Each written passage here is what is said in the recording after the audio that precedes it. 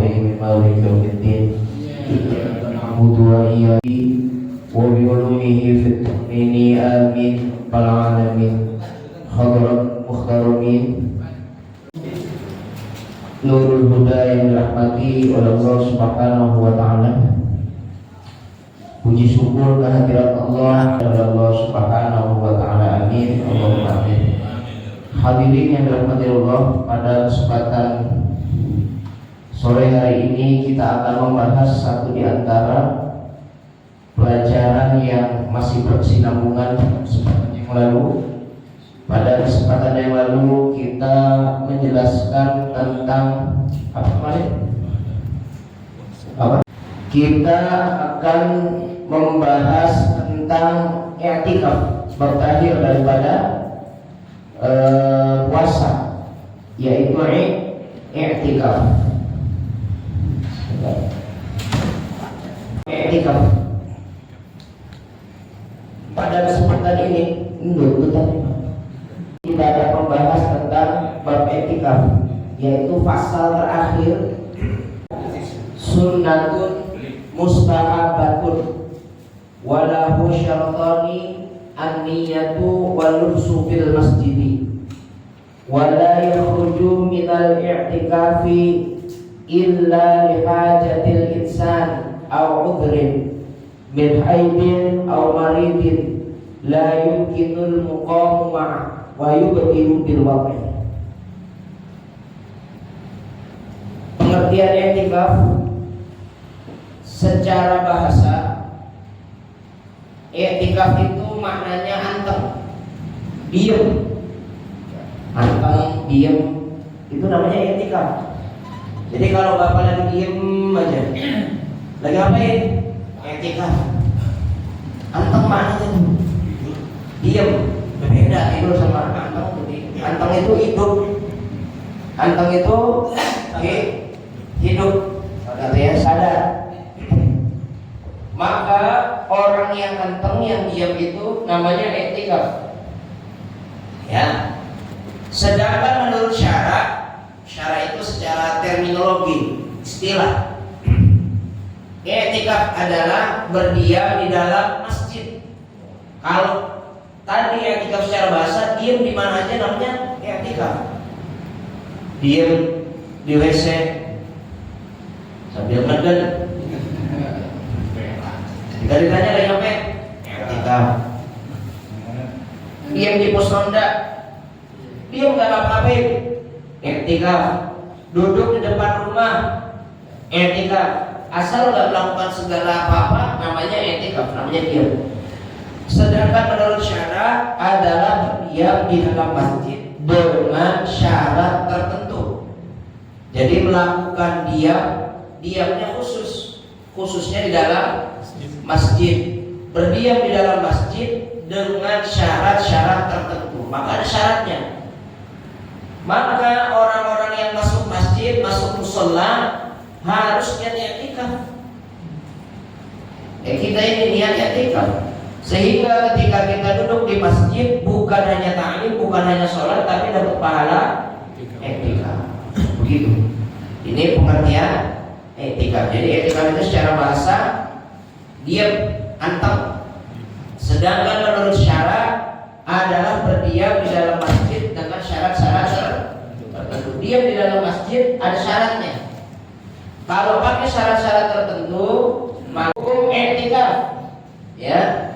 I'tikaf ini hukumnya adalah sunnah. Hukumnya i'tikaf itu sunnah.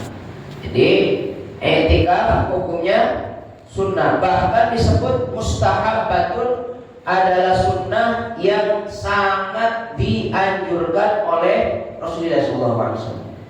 Jadi Rasulullah SAW itu senang i'tikaf, maka disebutnya mustahabbat. Sunnah yang paling dicintai, sunnah yang paling didemenin, sunnah yang paling disukai. Jadi i'tikaf ini adalah perilakunya Rasulullah, sunnah. Kalimatnya mustahabbat, bukan pakai tatowo, bukan pakai mandub, tapi pakai sunnah. Berarti kalau pakai kalimat sunnah, Rasulullah SAW pasti mengerjakannya. Artinya setiap masuk masjid beliau pasti i'tikaf. Begitu Rasulullah SAW. Hukumnya sunnah. Terlebih i'tikaf itu dianjurkan sangat muakkadah, sangat dikuatkan kalau pada 10 hari terakhir bulan Ramadan.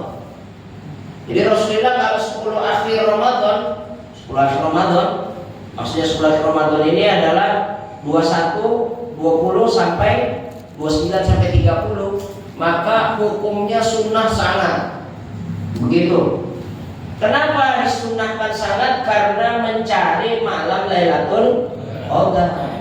Maka Rasulullah SAW saat 10 akhir daripada bulan Ramadan itu nggak ada main-main, nggak ada ngobrol-ngobrol sama istri. 10 hari dia itu adanya di masjid, adanya di masjid. Ini i'tikafnya Rasul. Jadi 20 sampai 30 itu sampai hari raya malam hari raya. Itu ada di masjid Rasulullah. Kalau kita kan lagu-laguan ya i'tikafnya. Banyak lagu maksudnya, lagu-laguan tuh. Yo i'tikaf ya nyarinya 21, 23, 25, 27, 29. Enak tuh ya. I'tikafnya kayak begitu. Berangkat i'tikaf dari rumah bawa kasur. Subuh bulan. Ini namanya semi i'tikaf. Kalau i'tikaf itu udah gak pulang di masjid, kira-kira bisa nggak Pak? 20 sampai 30 nggak pulang dari masjid, di rumah aja. Sanggup? Ya Rasulullah itu semi i'tikaf, karena subuhnya pulang, mau kemana mau kerja kan gitu. Dan gitu i'tikafnya, misalkan di masjid besar di sana, bawa kasur, bawa tenda, bawa charger, bawa powerbank. Wah ini mah biskuit dibawa, bawa minum-minuman kan gitu ya, mau makan, mau tuker. Enggak begitu Rasulullah. Udah gak mikir dunia, mikirnya bagaimana mendapatkan Lailatul Qadar. Pak, lihat ya. Rasulullah aja yang dijamin surga ibadahnya kayak begitu.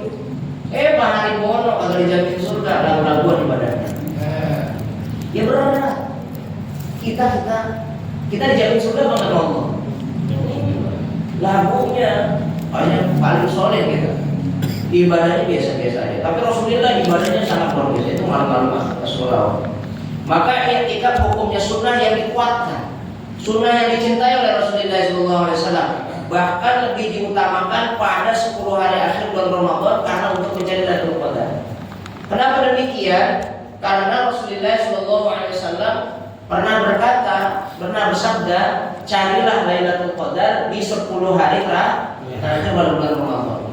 Maka Imam Syafi'i menyatakan yang namanya Lailatul Qadar itu terjadinya hanya pada 10 malam terakhir. Imam Syafi'i lebih mengerucut beliau itu. Kalau mau tahu mau dapat Lailatul Qadar, maka ibadahnya di malam terakhir. Begitu. Maka di zaman Imam Syafi'i setiap malam terakhir pada 10 hari terakhir itu ramainya luar biasa.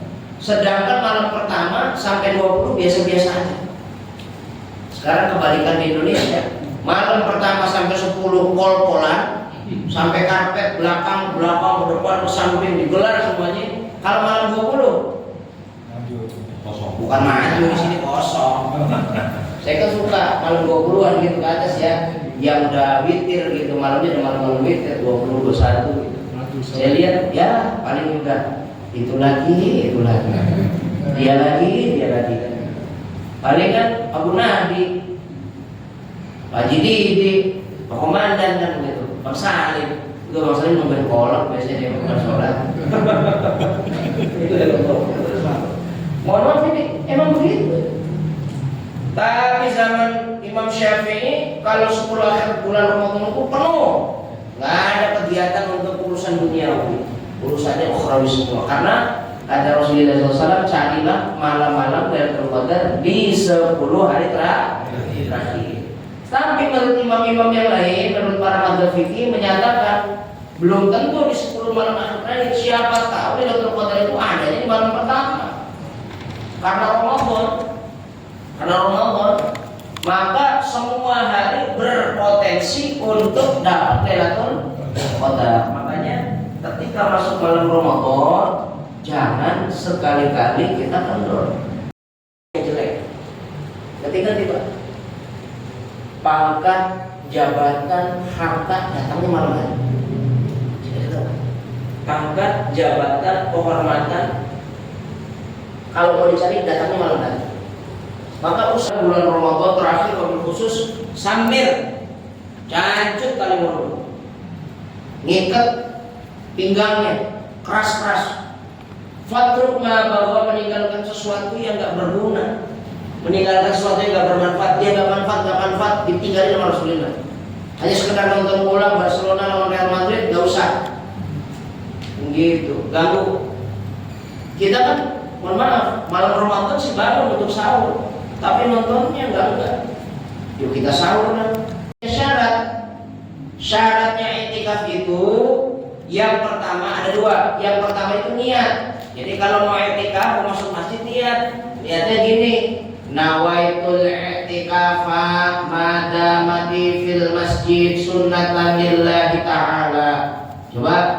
Nawaitu i'tikafa fi hadzal masjid sunnatan lillahi ta'ala.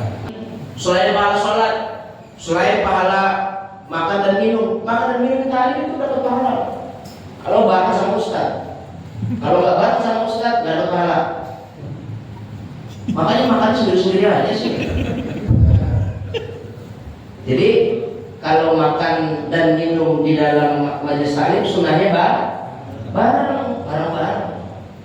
Kalau ada satu orang yang belum makan, nggak dapat pahala. Gimana dia? Bener banget nih? Agak yang mau makan tar. Paham ya? Niat. Udah, pokoknya saya lagi ngomongin i'tikaf. Jadi i'tikaf itu niat. Nanti mulai besok kalau masuk masjid, mau lama, mau sebentar, niat. Niat. Jangan sampai masuk masjid gak ada niat. Yang kedua syaratnya itu adalah diam di dalam masjid. Jadi niatnya i'tikaf tapi ada di lapangan, nggak sah.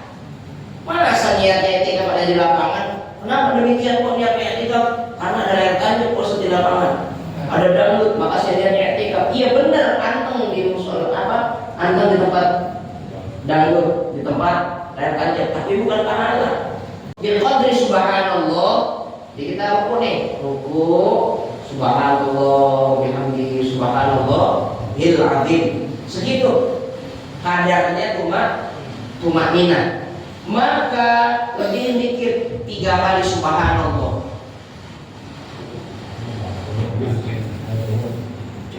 Cek.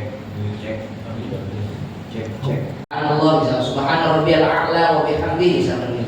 Maka tambahin 3 kali. Itu namanya udah melebihi. Kalau sudah diam segitu, maka dapat pahala i'tikaf. Kira-kira Bapak dari mulai tadi 6:30 tuh, dari mulai jam 6 sampai sekarang udah lebih belum subhanallah? Udah banyak. Maka saya kalau nggak lihat i'tikaf, nah mulai sekarang lagi duduk begini ngomong i'tikaf, lihat nawaitu i'tikaf sunnatan lillah, kalau saya lihat i'tikaf mulai udah nggak apa-apa, udah masuk masjid. Nah itu namanya i'tikaf. Jadi syaratnya satu niat, yang kedua berdiam di dalam masjid, kadarnya kira-kira tumakninah.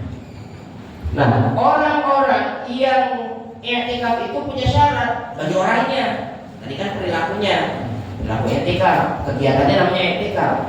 Sekarang syarat i'tikaf itu, orang-orang yang mau i'tikaf itu punya syarat. Yang pertama, beragama Islam. Jadi orang yang mau i'tikaf itu beragama Islam.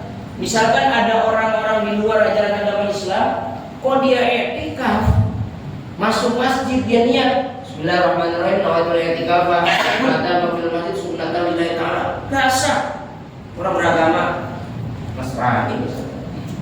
Contoh, kalau safari Ramadan kan ya, safari Ramadan itu kan banyak. Saya sering kali sempurna i'tikaf. Kalau bukan Islam, enggak sah. Itu enggak main-main.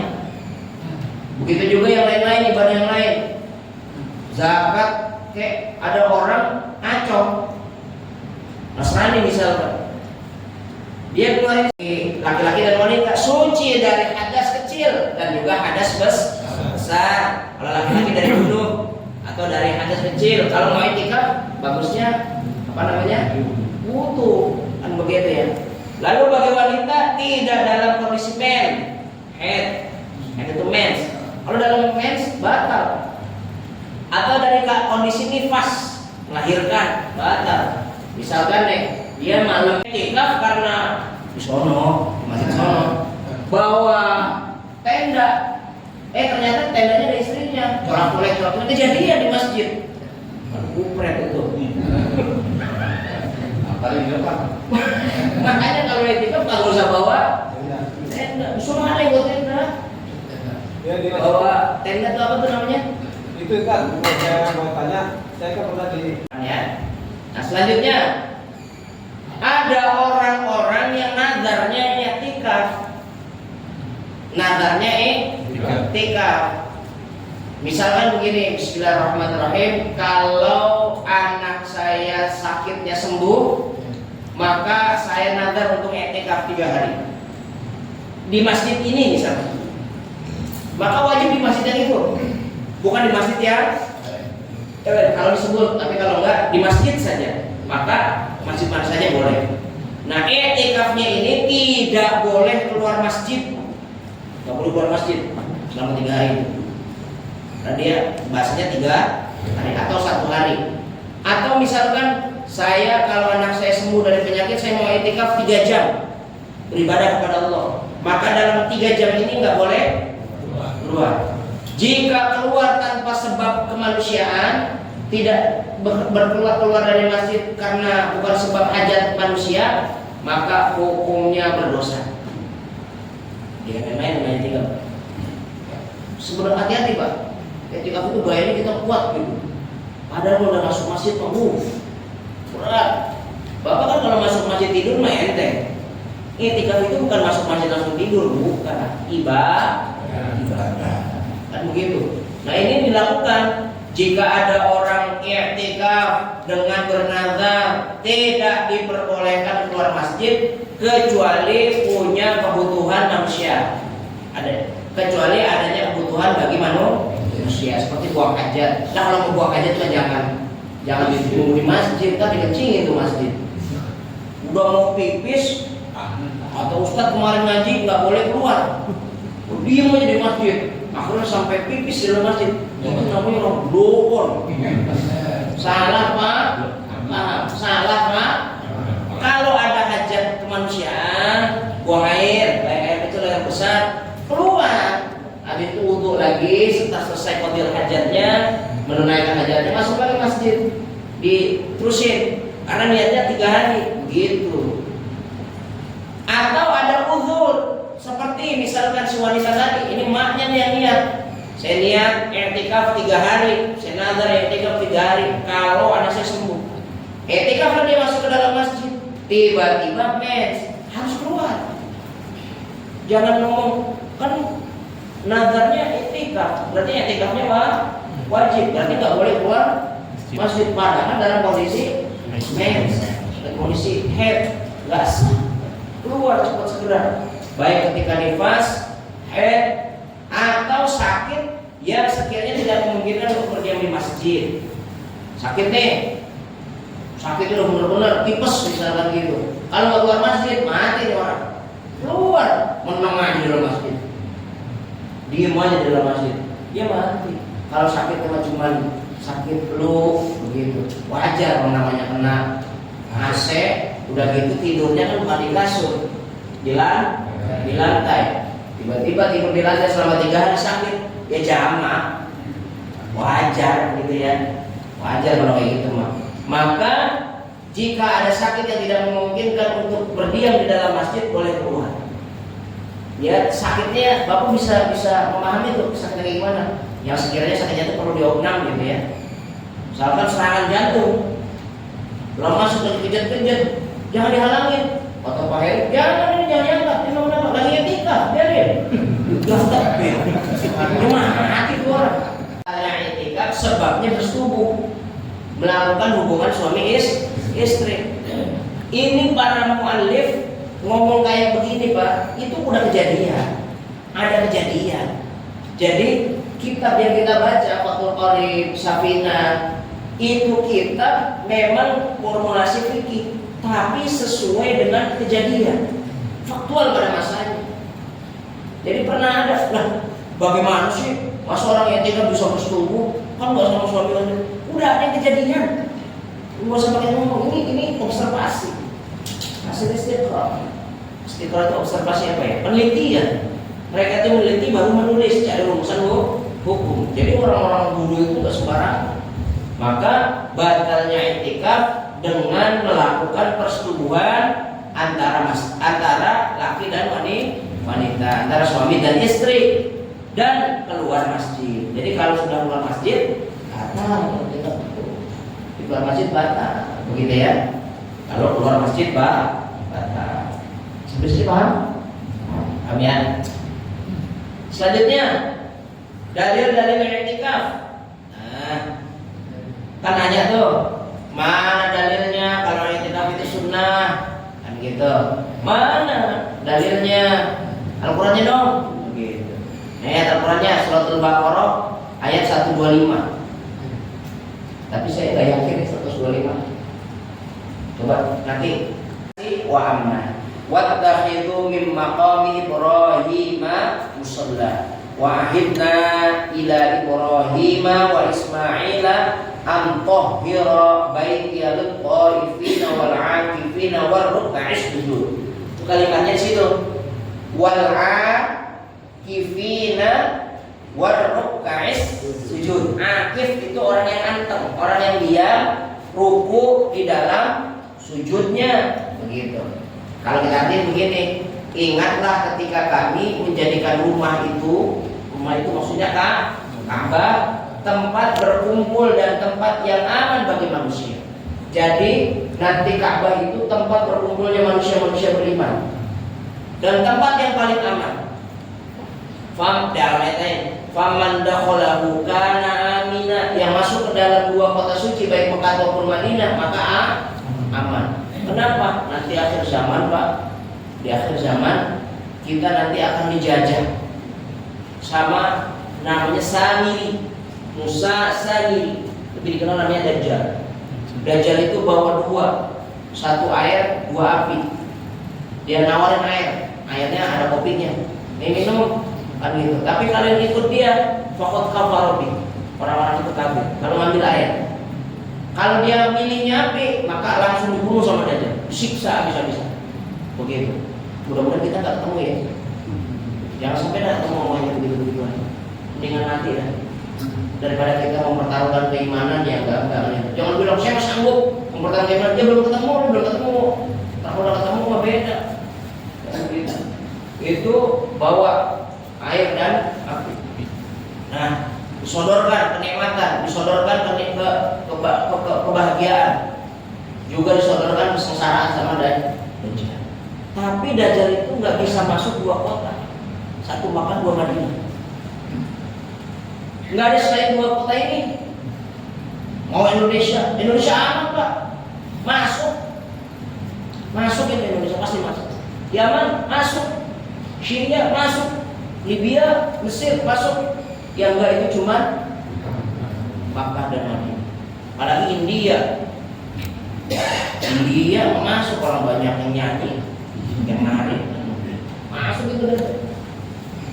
Cari semua orang-orang beriman, diuji sama dia. Kira-kira bisa nggak dia mempertahankan keimanan? Begitu. Nah, yang masuk ke dalam Masjidil Haram atau Masjidil Aqsa, maka dalam posisi begitu. Jadi tempat yang dibangun oleh Nabi Allah Ibrahim dan Ismail adalah tempat yang paling aman. Ya, begitu. Di tempat bagi manusia. Ka'bah tempat berkumpul dan tempat yang aman bagi manusia. Yang masuk ke dalamnya pasti nangis. Gak ada orang masuk ke dalam Makkah dan Madinah cengengesan. Melihat Makkah cengengesan, wah itu Makkah ya. Enggak. Orang eglek itu. Biar kata dia pulang balik tiap minggu, tiap bulan ke Mekah, kalau lihat Mekah pasti nangis. Inna awwala bayyitin wudi'a lin-nasi lalladzi bi Bakkah mubarakah. Yang namanya rumah pertama kali dijadikan oleh Allah Subhanahu wa taala namanya Bakkah. Bakkah itu bakat, nangis. Jadi siapa yang masuk dalam kota itu pasti nangis. Nangis. Lihat kamu. Kenapa?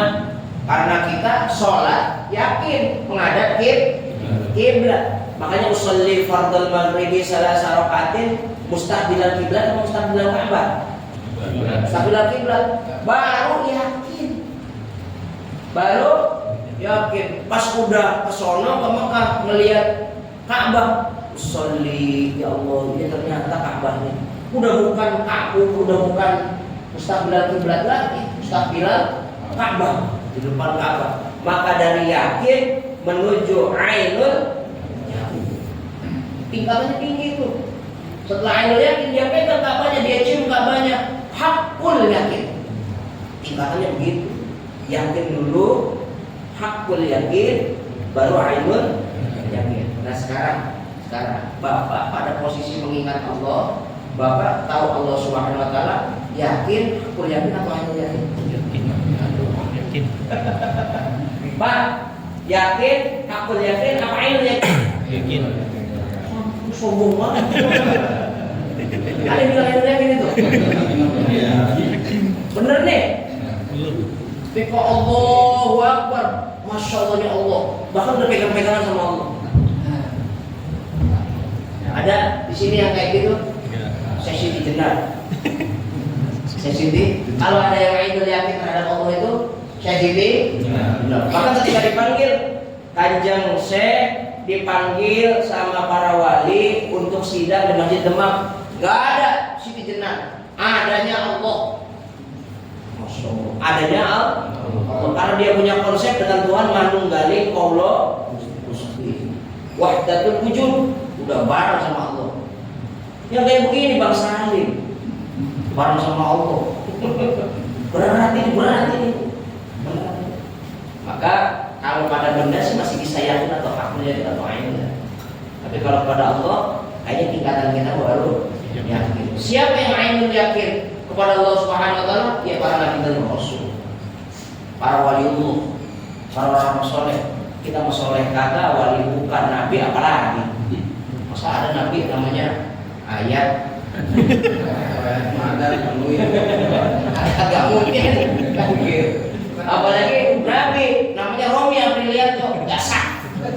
Jadi kiai juga kurang pati ngangkat.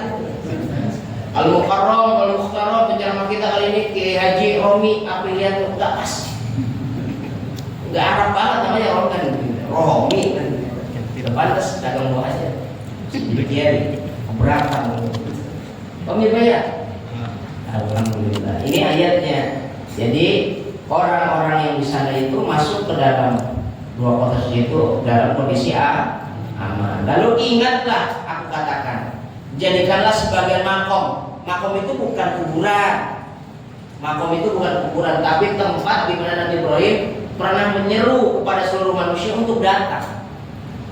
Jadi Nabi Ibrahim disuruh Allah untuk mengundang manusia, teriak Ibrahim. Maka siapa yang teriak sekali, berarti nanti pergi haji, pergi umrohnya sekali. Yang nyautnya berkali-kali, maka datangnya berkali-kali. Begitu. Mobil khusus artis nih kayaknya, menyaut pun banyak artis. Artis kan banyak ya. Jalan-jalannya umroh mas, sama artis. Main-main kan. Jadi yang namanya umroh haji itu sebenarnya prestis gitu ya. Bukan ibadah. Jika dia pulang dari hajinya, dia pulang dari umrohnya, nggak dapat gelar Made in Saudi titik, setelah itu namanya, dia ngomong, sembarang, kenapa? Ini biar begini udah haji 2 kali, di Muhyiddin, satu haji, yang kedua ahli Qorekoh. Ahli Qorekoh itu apa? Orang-orang yang suka zikir, Naqsabandi, Qadiriyah, Satariyah, di Padang Satariyah, begitu. Sadiriyah, Ijani, banyak Qorekoh itu, macam-macam Qorekoh itu, macam. Di NU itu yang muktamar itu 17 Qorekoh itu, Jamiah Jatman namanya, Jamiah Qorekoh Muktamar Nahdlatul Ulama ada 17, bahkan mungkin sekarang lebih, ada banyak Qorekoh. Bapak Qorekohnya apa? Pak, Qorekohnya apa? Roti bakar. Qorekohnya apa? Haji. Orang yang pergi haji ke Mekah pasti pulang sakti. pasti pulang berilmu, alim. Maka dulu ada orang namanya Hamka. Hamka itu ada namanya Haji Abdul Malik Karim Amrullah. Hos Cokro Aminoto, Haji Omar Said Cokro Aminoto. Itu haji hanya begitu. Ada lagi HR Rasuna Said, Haji Rangkayo Rasuna Said. Jangan nggak hafal nih bapak nama-nama begitu. Berwasiat dan juga i'tikaf serta ruku, orang-orang yang ruku di dalam masjid. Maka tempat i'tikaf pertama itu adanya adalah di kota suci Makkah. Belum ada Madinah, belum ada Madinah, baru Makkah. Jadi sujud hanya ada 7 orang di atas 20 tahun. 3 orangnya itu di atas 30. Abu Bakar, Umar, Utsman di atas 30 tahun. Tapi selebihnya dunal asir di bawah 20. Berarti masih muda-muda ya Pak ya? Orang itu masih muda-muda. Maka kata Rasulullah SAW, karena anak muda saya bisa ngalahin orang. Pokoknya yang muda yang hebat itu. Benar aja slogannya Pak Karno. Berikan saya pemuda 10, saya guncang dunia. Gitu. Tapi kalau dikasihnya orang tua, angkat batu udah gak kuat, angkat pedang gemeteran kan gitu ya. Mau nembak gemeteran Pak, kan gitu. Jangan kitanya nembak aja juga wasos Pak.